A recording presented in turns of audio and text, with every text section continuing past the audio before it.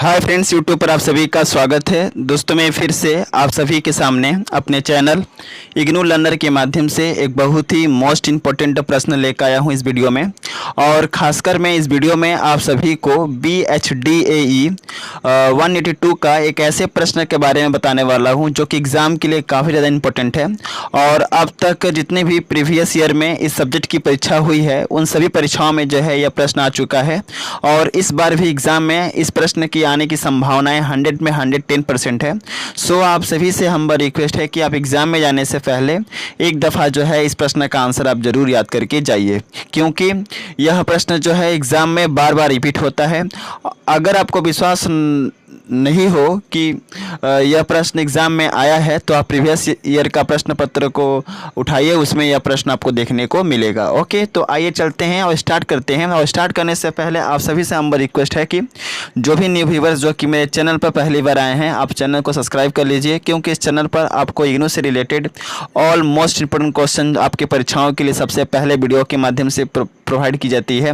और साथ ही साथ जो इसका PDF होता है मोस्ट इंपोर्टेंट क्वेश्चन आंसर का, वह भी टेलीग्राम चैनल पर प्रोवाइड करा दी जाती है एग्ज़ाम के पहले। तो बेहतर यह होगा कि आप इस चैनल से जुड़े। ओके, तो आइए चलते हैं और स्टार्ट करते हैं और जानते हैं कि कौन सा प्रश्न है जो कि एग्ज़ाम के लिए काफ़ी ज़्यादा इंपॉर्टेंट है।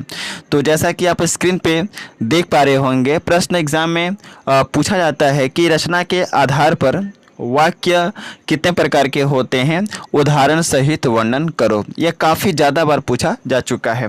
तो सबसे पहले हम आपको बताएंगे कि रचना के आधार पर वाक्य के कितने भेद होते हैं। तो आपको अपने दिमाग में बैठा लेना है कि रचना के आधार पर वाक्य के मुख्यतः 3 भेद होते हैं। कौन कौन? पहला है सरल वाक्य, दूसरा है संयुक्त वाक्य और तीसरा है मिश्र वाक्य। ओके, तो सबसे पहले हम जानेंगे कि सरल वाक्य कहते किसे हैं। ओके, तो इसका डिफिनेशन के अंतर्गत आपको लिखना है कि जिस वाक्य में एक उद्देश्य और एक विधेय होता है उसे सरल वाक्य या साधारण वाक्य कहते हैं। समझ में आ गया? सरल वाक्य को हम साधारण वाक्य कहते हैं।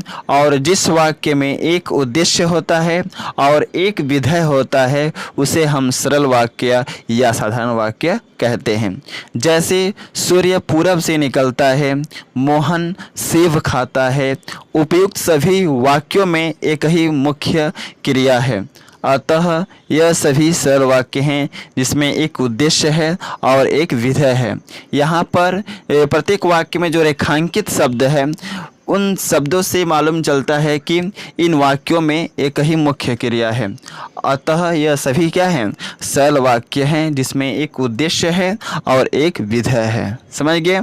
डिफिनेशन क्या लिखेंगे? फिर से कह दे रहा हूँ, जिस वाक्य में एक उद्देश्य होता है और एक विधेय होता है उसे सरल वाक्य कहते हैं।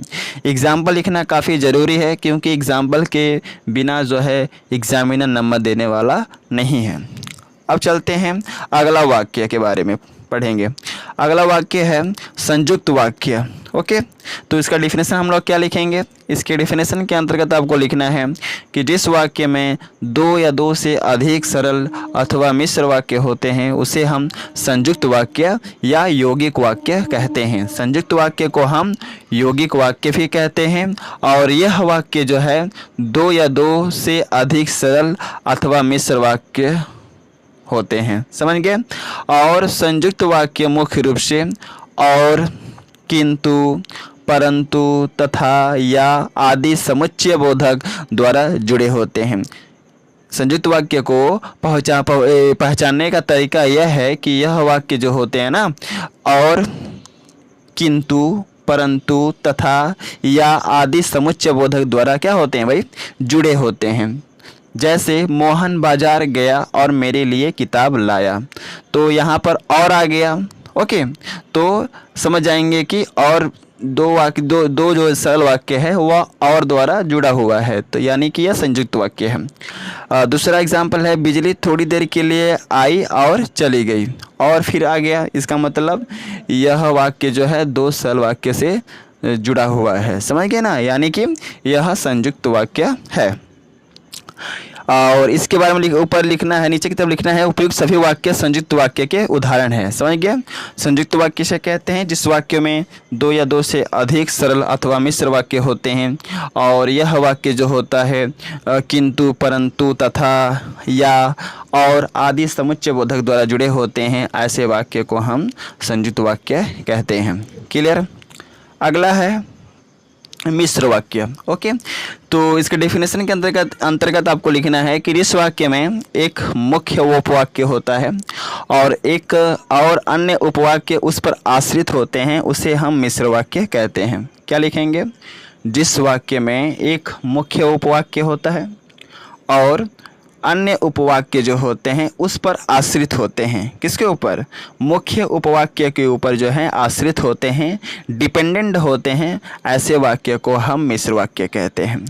और मिश्र वाक्य जो होता है, मिश्र वाक्य के उपवाक्य जो हैं वह कि, जो, वह, तब, जब, जैसा, वैसा, क्योंकि आदि यौगिकों से जुड़े होते हैं। ओके, मिश्र वाक्य को पहचानने का एक तरीका है कि यह वाक्य जो होते हैं जो, वह, कॉमा, तब, जब, तब, कॉमा, जैसा, वैसा, कॉमा, क्योंकि आदि यौगिकों से जुड़े होते हैं। एज फॉर एग्जाम्पल, जो लड़का कमरे में बैठा है वह मेरा भाई है, तो जो आ गया, यानी कि यह कौन सा वाक्य है? मिश्र वाक्य है। ओके, अगला एग्जाम्पल है रोहन आज विद्यालय नहीं गया क्योंकि वह बीमार है, तो यह वाक्य जो है किस यौगिक के द्वारा जुड़ा हुआ है? क्योंकि समझ जाएंगे हम, यह मिश्र वाक्य है। क्लियर? तो बहुत ही सिंपल है और आसान है। इसको अगर आपको समझ में ना आया हो तो आप अच्छे तरीके से वीडियो को देख सकते हैं, ओके, जिससे कि आपको और भी अच्छे तरीके से समझ में आ जाए। आई थिंक आप लोगों को इस वीडियो में समझ में आ गया होगा कि वाक्य के कितने भेद होते हैं और खासकर रचना के आधार पर मैंने इस वीडियो में बताया है।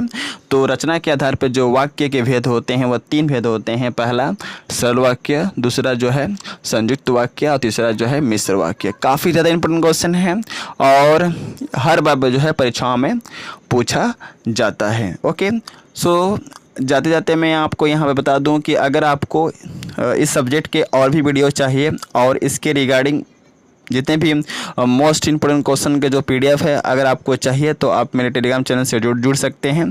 मैं अपने टेलीग्राम चैनल का लिंक इस वीडियो के डिस्क्रिप्शन में दे रखा हूं, आप जल्दी से उस लिंक पर क्लिक करके टेलीग्राम चैनल से जुड़ जाइए, क्योंकि जैसे ही टेलीग्राम चैनल पर आएंगे वहां पर बहुत सारा PDF जो है इसके रिगार्डिंग जो है इस सब्जेक्ट से रिलेटेड जो है PDF और मोस्ट इंपोर्टेंट क्वेश्चन का जो वीडियो है अवेलेबल है। अगर उसको आप देख लेते हैं तो आई थिंक आप लोगों को किताब पढ़ने की तो आवश्यकता पड़ेगा ही नहीं। तो बेहतर ये होगा कि आप चैनल से जरूर जुड़े और यह वीडियो जो है अगर थोड़ा सा भी अच्छा लगा हो तो लाइक कीजिए, शेयर कीजिए, जिससे कि और भी बच्चों को बेनिफिट मिल सके। ओके, मिलते हैं नेक्स्ट वीडियो में, तब तक के लिए जय हिंद, वंदे मातरम।